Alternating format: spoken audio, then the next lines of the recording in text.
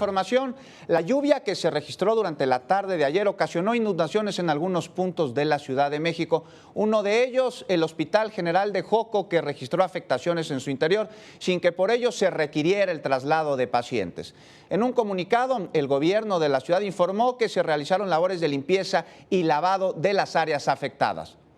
Y en temas de salud, datos de la UNICEF ubican a México en el primer lugar mundial en obesidad infantil.